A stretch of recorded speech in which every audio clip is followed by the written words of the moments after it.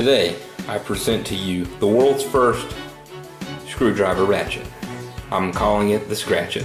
That name was actually suggested by a co-worker of mine, and I think it's a pretty good name for it. Let's start off with the screwdriver. This is just your standard screwdriver from Walmart. This whole thing can be built with stuff that you can get at Walmart for around $50 to $60 if you're interested. It's your standard screwdriver. It's got forward, lock, reverse, everything that you're used to in these multi-use screwdrivers. And the only thing I did was, this was a place for bit storage, and like they all have them now. I unscrewed the cap, I put JB weld in the cap, and I cut a hole in the top of it for my 3/4 drive ratchet here. And I cut some, you can't see it because it's down in there, but I cut some divots into the side of this ratchet all the way down so the JB weld would catch it and keep it from pulling out. I mean, this thing is not going anywhere. I put some serious torque on it. And this is just your standard, this is actually a nice proto, but you can use any 3/4 drive ratchet wrench that you want. And then the socket set you see here is actually the pass-through socket set that comes from Walmart. And I honestly like that one just because the way the design is, this will fit in any 3/4 inch drive ratchet wrench or any 3/4 inch drive anything. A lot of the pass-through socket sets you see now, they don't have this this design that's universal. You have to have the ratchet that's specifically for that pass-through socket set. So even though this is a spline, it still works just great with these.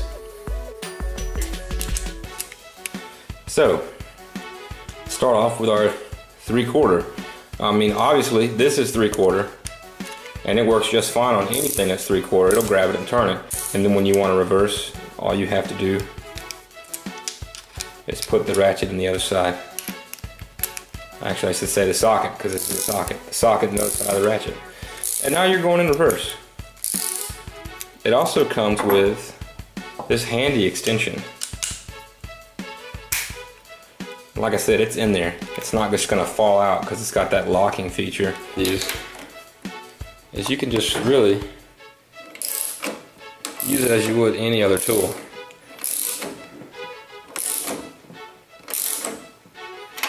With no problem at all.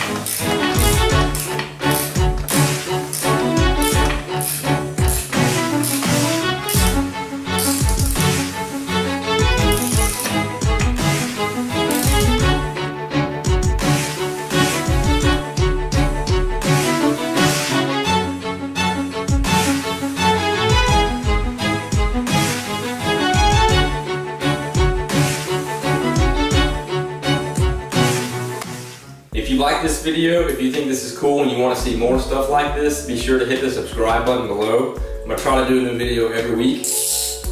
And if nothing else, this is just fun to play with.